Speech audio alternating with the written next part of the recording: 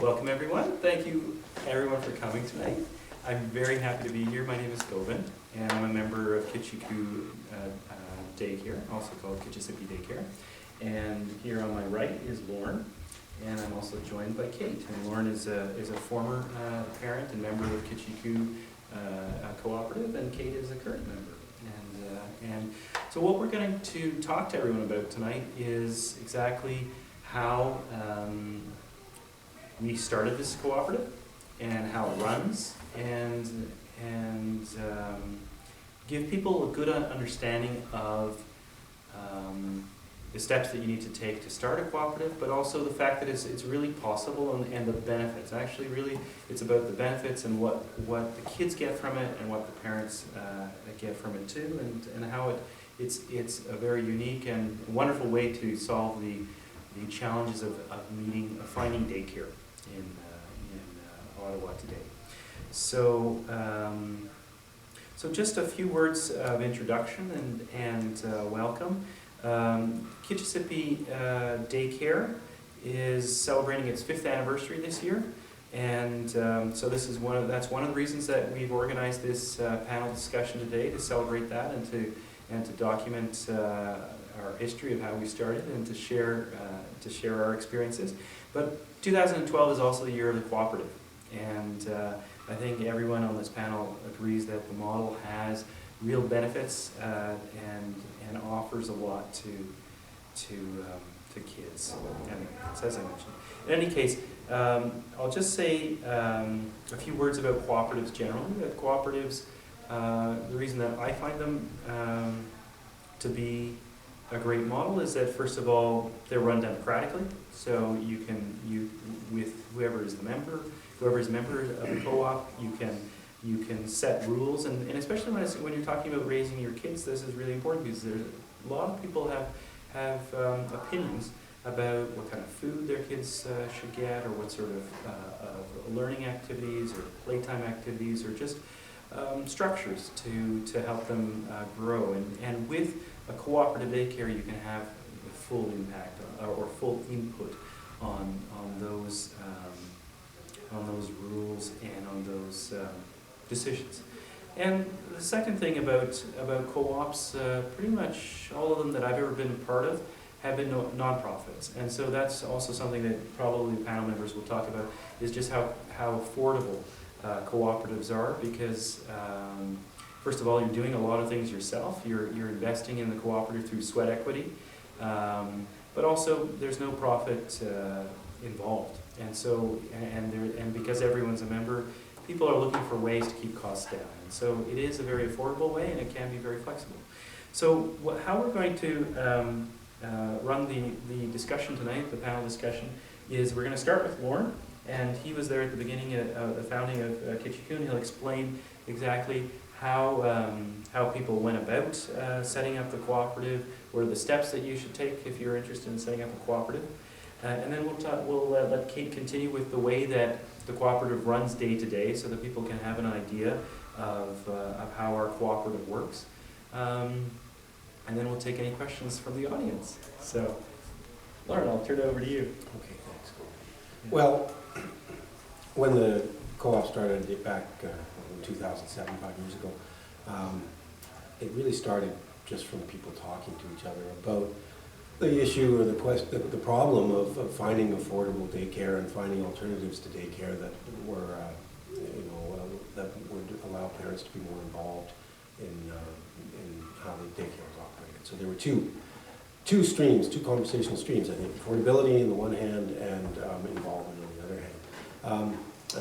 I think it started at the bridgehead here over in further west, and I can't remember where that's at. It's on Fairmont? Yeah, something like that. Anyway, the bridgehead in Wellington, parents talking, sitting around talking about what could be done, and I'm pretty sure that it was Vicki Smallman that first proposed the idea of a co-op, and so then some posters were put up, and through word of mouth, the word was spread for an organizational meeting at the bridgehead again, and A lot of people turned up for the initial organizing meetings, a lot of people. And really it was a question of people feeling it out, figuring out what a co-op was about and how much involvement it would require. So a lot of people didn't show up for the second organizational meeting, but some new people did show up. And there was negotiation from the very beginning, discussing, okay, so, you know, how big do we want it to be, and where are we going to house it, and you know, are we going to have meat at in the meals, and a lot of, and people got a sense from those discussions about whether it was right for them or not, right? So I remember there was one conversation at the Bridgehead, and there were some people saying, well, we don't want to have meat, we want it to be vegetarian because some families are vegetarian, and that just makes it easier, and then there's the whole issue of contamination, which is a bit of a canard, frankly, but whatever. And then this one guy said, well, we can have sandwich meat sometimes, can't we? And it's sort of, yes, okay. So he became known as sandwich meat guy, and we never saw him again, actually. But in any event, it was a question of, like I say, just people sort of feeling it out, getting a sense of it, and getting a feel for each other, and there was just a group of people, there was a good vibe that developed amongst a group of people who felt that they could work together and who were willing to step up and make the effort. Because the first couple of meetings, you know, well, the first meeting was sort of like, here's a good idea, here's how here's what we envision. The next meeting was like, okay, what are the practical steps that we have to take? And that's sort of when, you know, that separated the sheep from the goats. People realized how much of a commitment was involved, and then, you know, it became clear who was willing to step up and other people, it just didn't work for them, and it's not, and it isn't for everyone, right? It requires a degree of flexibility, and it initially, well, and it still does, I'm sure, require a willingness to go the extra mile when called upon. So after that, we started meeting in people's homes. And people sort of naturally fell into the tasks that suited them the best, it seemed to me. And so, you know, we divided things up. Some people were looking for, we formed we grandiosely referred to these as committees and subcommittees, although, you know, there were 6 families involved. So, someone to hire, to find the early childhood educator.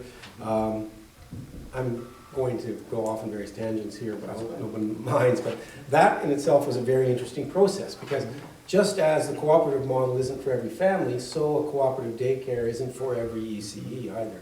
And we went through a couple of different ECEs before we found the right one.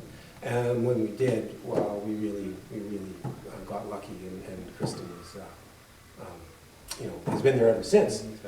And she's terrific, yeah. And she's well, in my experience in the time I was there anyway, and we'll speak to this later, but, you know, she grew with the co-op, and that was one of the great things about it. She had been running her own home daycare before that, so it was a different experience for her as well.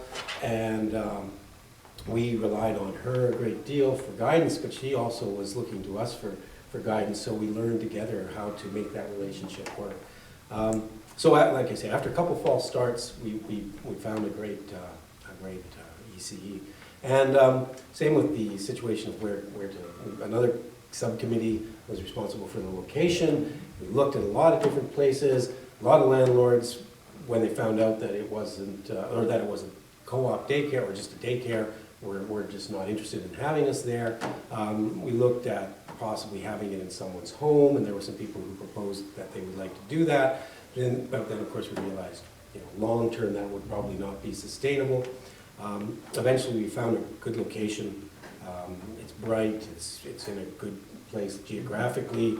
The landlord was very supportive of our efforts and cut us a lot of slack initially. Gave us a lot of time to work things out, which you know, I personally was very grateful for, and I think everyone else was too. So, and Vicki made the point that it's a two-bedroom apartment, and it has a large space indoors to play, and access to the outdoors to play. That's the basics that you need. Yeah. Just a kitchen, large playroom, and 2 bedrooms. Yeah. And a bathroom. Anyway, and having a backyard was really was really nice to be able to have that outdoor access, yeah. And then other people took on tasks, there were various tasks, setting up the financials, right? Getting a bank account set up and figuring out how much it was going to cost, making sure other people were looking around for supplies, for equipment, Actually, I have to say that the people who did that, I was astonished. They hunted down, daycares that were going out of business, and they bought stuff from these daycares, and they found stuff on Craigslist and Kijiji and all this stuff, and got donations, and it was remarkable, and they did a great job, and we had this really well-equipped daycare. And then the other thing, of course, was just getting the place set up, getting the space set up, right? So there were weeknights.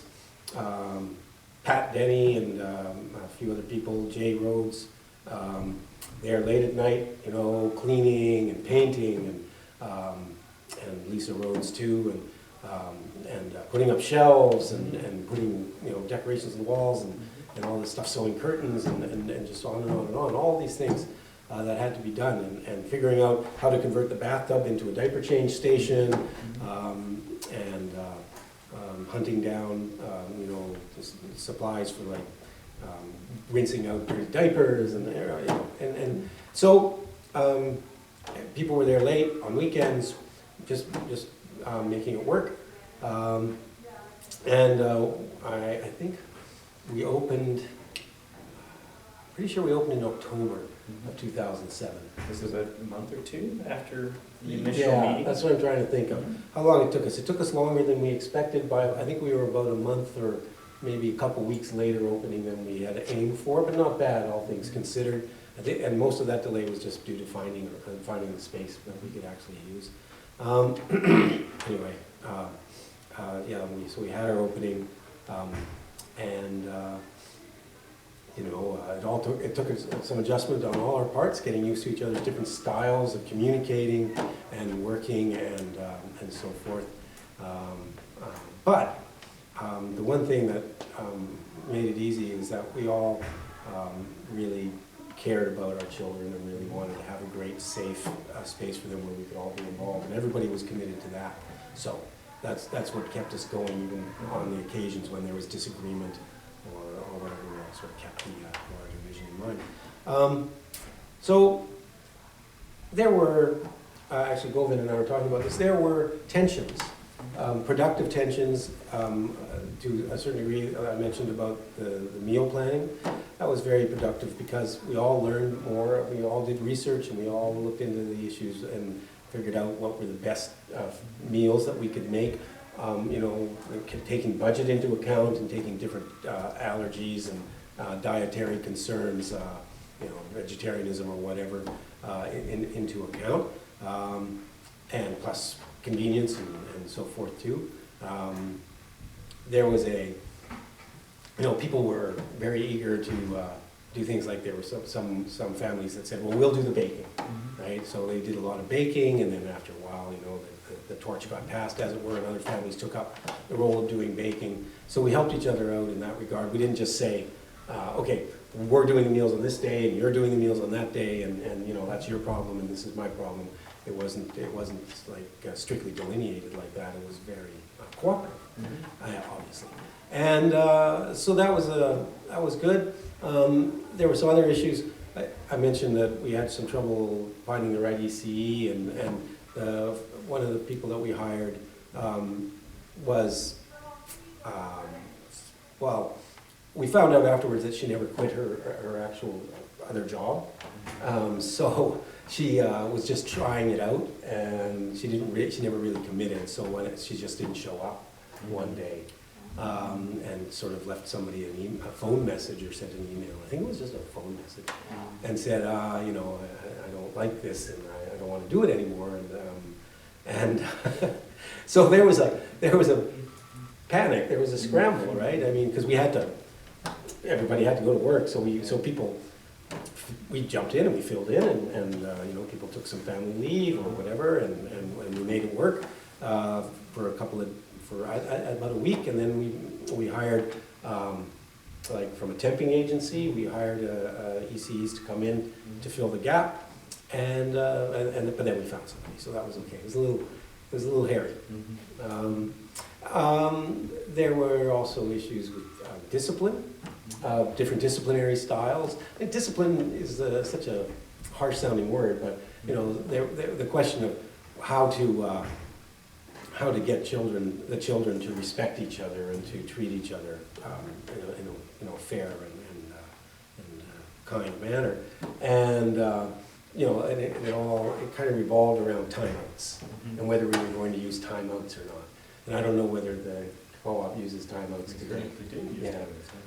There was one family that was adamant that timeouts were not to be used, and well, it was resolved. In the end, it was resolved, but it was difficult.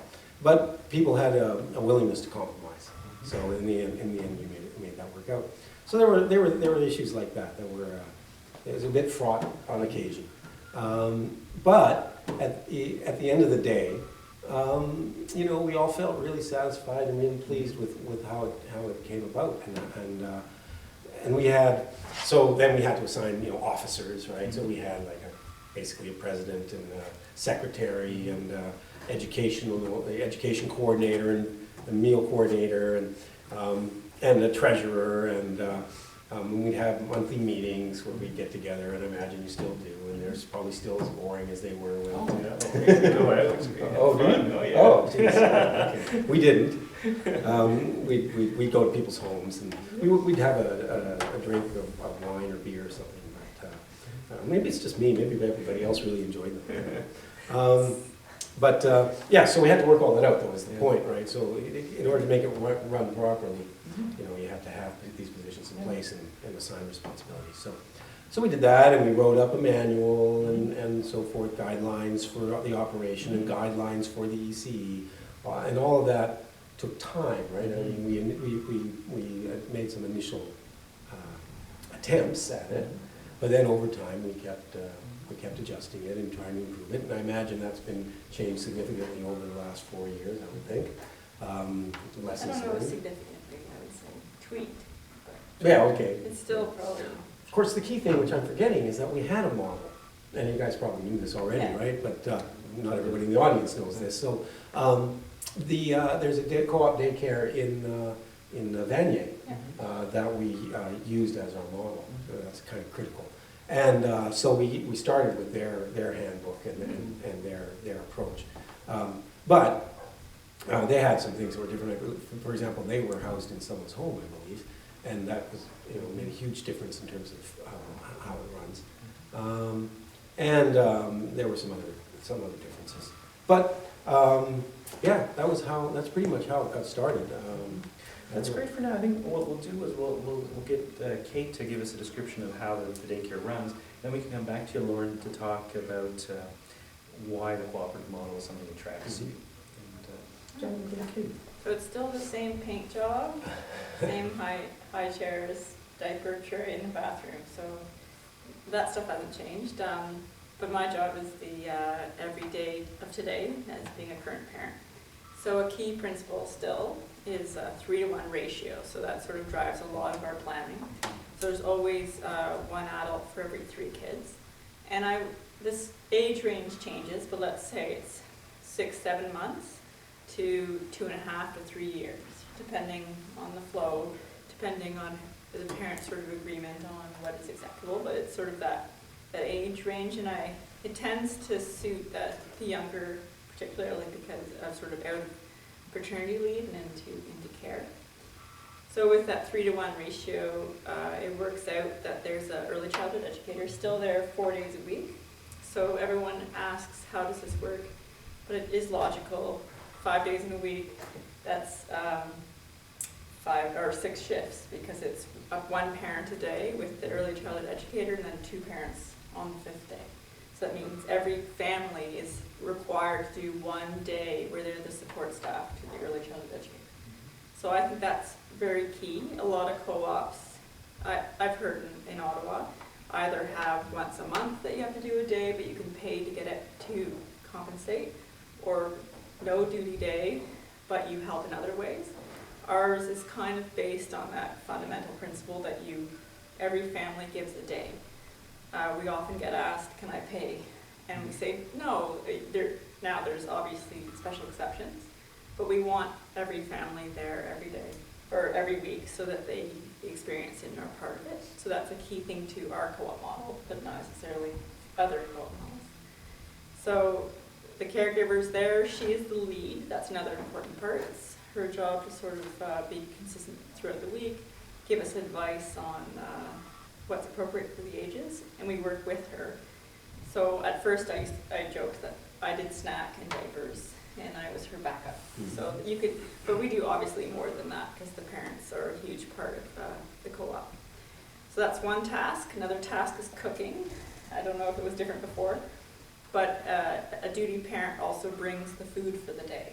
So you find yourself the night before or the morning of cooking a lovely vegetarian meal, still vegetarian. But the menu's set, and it rotates, but it's set for you, and the groceries are provided. So, but you are cooking, so that's a second task. Third thing is you're cleaning every 6 weeks. So there you head out there on the weekend, and the daycare gets a thorough cleaning every single weekend, but you do it on a rotation. So you can see how the workload starts to add up. Another one is what I call your task. Every family is given a task. They decide how they want to divvy it up with their own family unit, but there's sort of 6 jobs. So one job is the groceries. Every weekend, groceries are purchased for the co-op. Another job is finances. Obviously, you have to pay the wages of that employee, deal with taxes, employee benefits, rent, hydro, and then other expenses. So someone's always tracking that. Another family takes care of programming, whether it's a play group or a library books or a theme. Another family takes care of the actual facility, so making sure that there's supplies and that things aren't broken and that it's still running. So if we were to paint again, we'd make them do it. And another family's taking care of recruiting and sort of keeping the communication up with the outside world. And the last job is administration, so hosting, or not hosting, but chairing those monthly meetings and making sure all the sort of policy handbooks are still good and tracking everything else. So it sounds like a long list, but it's a very manageable divide among the families. Another task is emails, and it's a good system. All the communication is on one listserv, so that you don't have to keep emails, it's all tracked together. But it definitely counts as an effort, because you have to participate in that, or you'll miss out on a conversation that happens during the day. If something can't be solved, it's talked about in person, but for instance, the discipline conversation might happen in an in-person meeting, but can someone cover my day for me in a trade might happen over email, so that's an important job. Once a month we still meet, just to talk about things, including policies, but really I think they're almost, I would say mostly the same from 5 years ago. Other sort of administrative functional things is we have an approved service for sick days. So if the caregiver's sick and they call at 6:30 in the morning and say, I can't come in today, it's not a scramble anymore for which parent is willing to come in. There's a service that has people on call with first aid and training that they come. So that's still one of those examples of something that's been figured out that works really well. So just sort of general statements, it's a combination of both like parent leadership, but also early childhood educator leadership. And then I was talking to a parent today, it works on a model of sort of both fairness and generosity. So you have to have the basic rules, because these are people's kids and their work lives and money and responsibility, but you also operate on a very generous group that is willing to do whatever it takes. So it's sort of a combination of the two.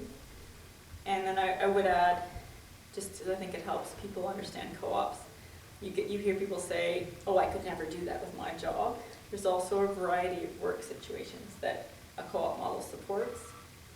Compressed work weeks, so you can have a day off, or every second week off. I get 4/5 paid, 4/5 time, so I actually get 1 day off a week. Parents might be self-employed, they might be in school. So it does lend itself to different models, because people often get intimidated by the day, but I think there's a lot of ways that people make it happen. Parents can, within one family, share it amongst themselves, or one parent does all of them. But it seems to work as in terms of logistics of getting there once a week and taking care of those kids. Great, Kate. So maybe we'll go to Lauren to talk about the what the kids and what the parents get from the cooperative model. And then we can come back to you, get your thoughts on that as well. Okay, well, sort of referred to already, but the one thing the cooperative model is strong in is bringing different skill sets together. So when we were initially setting it up and continuing on, different people have different strengths and different sets of knowledge and skills, and so that it means that everybody can contribute and can benefit from everyone else's what everyone else has to offer. So that's a pretty big thing, I think, right there. I think for us, and when Lisa, my wife, and I decided that we wanted to get involved in this, there were a number of motivations, and I have to mention the financial as one, because it was a much more financially sustainable than having a commercial daycare. And we worked in the co-op. We worked hard to strike a balance between affordability and quality. And it turned out to be much more affordable than we initially projected. When we over the first 6 months, we were able to drop the fees, a few times, and still end up with a quality employee, and quality food, and quality, everything working very well, and also to have a little bit of money being saved for contingency fund, and it was still costing almost half of what we were paying. So what Lisa and I were paying for the daycare that we had now in before. So there's that. But that was only one factor. I honestly think that for all of the families that stuck with it, that in that cohort, it was really about being more involved with the, with your child, being there to see them develop more, not missing out on that, and having more of a say in how they were being raised and how they were being educated and how they're being treated, so forth. That was, I think, an appeal. And then beyond that, well, you can put it two ways, I suppose. It was about community. It was about being involved in the community and being part of a larger community and contributing something to the community. Or, to put it another way, it was a great way to meet people and to make some friends. And we're really good friends with the families, most of the families that were involved in the initially. And all of the families that stayed right through until we left we're friends with. So, and that was great. And it may sound a little cheesy, but for me anyway, it was a great opportunity to learn to care about other people's children and not just my own, and to love other people's children. So I think that's a benefit to this model that most people, well, maybe not everybody needs that, but it certainly was something that I appreciated.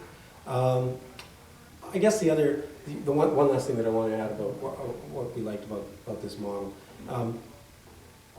is that it made us feel like we were not just contributing to the community, but contributing to sort of the social development of our country. It's an alternative, and we were offering an alternative and demonstrating that it could work. So that was something else too. Oh, great.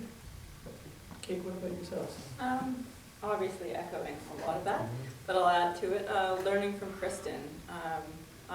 Not that I love potty training, but I get to learn about potty training other people's kids before my kid is ready, so I sort of get some tips. When my kid is learning to share, I've had some tips on language to use with him and with others on sharing. So learning from her and then the other parents is a big part of it. I remember when I met the group and we were talking about what you bring, I hadn't been around a kid since I was a teenager babysitting. So here I was with a 1-year-old, And I was thinking, oh, what am I going to do in this daycare? Because I haven't really been around it in a long time. So I also joke I'm not the most fun. We know who those people are. But I've learned how to interact with both my kid and other people's children in a much better way. So learn from others. The other one would be to witness things while still going back to work. So I saw my son stand for the first time. I know what he's saying when he comes home and is talking his first words. I know who he's talking about and what he is talking about. So I got to witness that. I would say it supports sort of that time between paternity leave and preschool in terms of a market. So what you gain from it is sort of some other chance instead of just putting your kid right into full daycare. I'll leave the say thing because we all know that. The community, I'd just add, today I was at La Roche Playgroup. So one day, 4 days a week, I'm a professional engineer, urban planner, and one day I'm at La Roche Playgroup pulling a wagon. So it adds, like, it keeps me human, yeah. And then, well, the financial one, I get that a lot, so it must be less. Of course it's less, but you trade loss of wage and maybe slow at your advancement, I don't know. How much is it these days? Or We're going to go with the $700 range for a full-time spot. So no, you can get home care at $35 a day if you can find it, but not really in this neighborhood. So you could maybe, you could debate how much you really are saving, but then there's a million other things that you're trading. So, and you also have to find that. Because for me it has a local element. We walk there, our kid had 2 walks to daycare, or strollers home walks there because he can't at the end of the day have any more energy left because he's played constantly. But those are sort of the things that I think about. And then of course, when I have my next child, my little boy can go to anybody's house and they know what he likes, how he sleeps, what he eats, and how to take care of him, and we'll help each other. So that whole thing about the other parents. And you guys knew each other when you started, right? Yeah. We entered with strangers. Nowadays, when you come on an opening, essentially it's strangers. You might have met them in the neighborhood, and you enter into this deal with people you don't know, and then you become friends. But that's the reality. That's kind of a neat part of it. Yeah, I'll just echo some of the things that Lauren and Kate mentioned. I think it's wonderful that your child becomes connected to another 10 adults, right? And it has this whole community in it, and it expands their world. I mean, because you have so many different parents doing the duty day, that they really do develop this community of adults. And some of us have family in town, and some of us don't. And so it's nice to have our children growing up with this community of a mixed community, and we really appreciate that. And as Lauren said, I mean, it's really wonderful to be with your own child for important moments, but also it's a real privilege to be with other children at their important moments, right? So that if you're there when someone else's child is doing something momentous, it's you know that there's a lot of uncles and aunts who wish that they could have been there, but you're the person there with them. So I do really appreciate that and value that. And so in terms of what I get out of it, or I mean, it really enriches my life. But one of the things about the cooperative model that one of the parents who's a member of our co-op mentioned is that we really are able to, through goodwill and concentration on solving problems, come up with really creative solutions to problems that other people might not think about in terms of solving cooperatively. So that our duty schedules or the way in which we get around problems of people being double booked or figuring out who can help out with food or cleaning. Because people are invested and are willing to go the extra mile, you're able to come up with very, very creative solutions and cooperative solutions. And so what you come away with really is the power of people to organize their own lives and not only rely on going out and engaging in consumer purchase or being only only acting in society as a consumer. And in the cooperative, I think that why we like it so much is because I think that we can, in that context, be more fully human. So in kind of opening up some of the things that I like about it. But the other part of it is that it really is a way in which 6 families can sit down, and in most cities across Canada, there is a daycare crisis. There aren't enough funded spots, there aren't enough affordable spots, but 6 families can sit down and do their part, as Lauren said, to solve the daycare problem. And if you can actually set up enough cooperative daycares, then you've been able to actually provide high quality, affordable, accessible. If it's true still that you need to have the benefit of a work schedule that can work around the duty day. But in terms of being a democratic model and being a community-centered model, it really is. And those are many of the reasons that I think that it's a very valuable model, and I encourage you to contact us and ask us any questions that you have about how to set a model up. Or we can be contacted by email.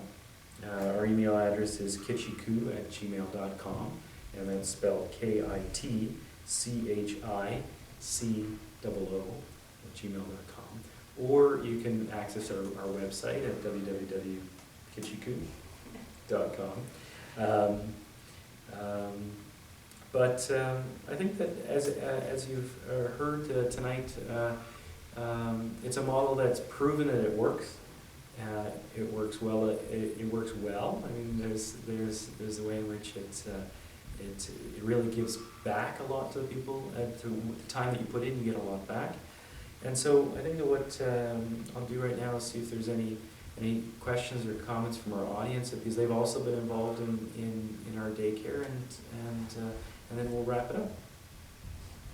Is there anything that anyone from the audience would like to add? Yes, I would. I'm Luke Gervais for the sake of identifying. I'm a current cooperating parent at the Kitchicoo. I'd like to thank the panel for giving such a balanced point of view and opinions of both the negatives and the positives of this model and the approach. To add to what its cooperative is worth or means to me, I like to see it as going through a very similar experience that your kid is going through. He's adopting. He's learning how to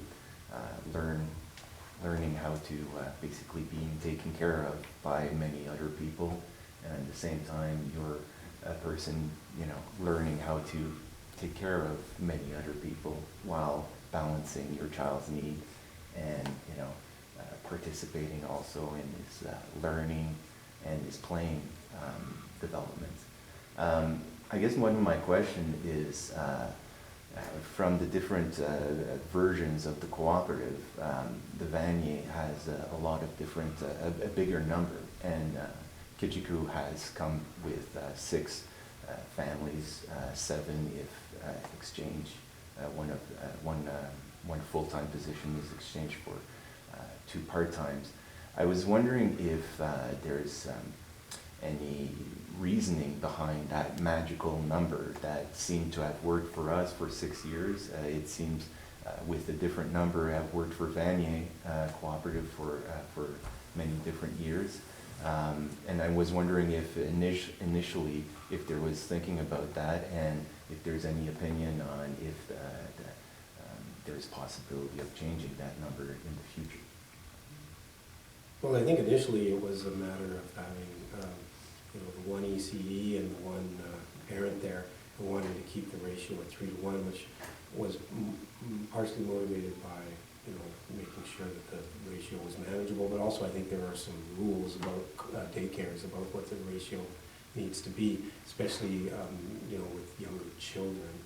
So I think it was partly sort of regulations, even though we're not a, well, I don't know how it is now, we weren't a registered co-op or a registered daycare, a licensed daycare, but still we wanted to subscribe to the city regulations. So that was the main motivation, although I think we saw it as being, you know, kind of like a nice ratio as well, right?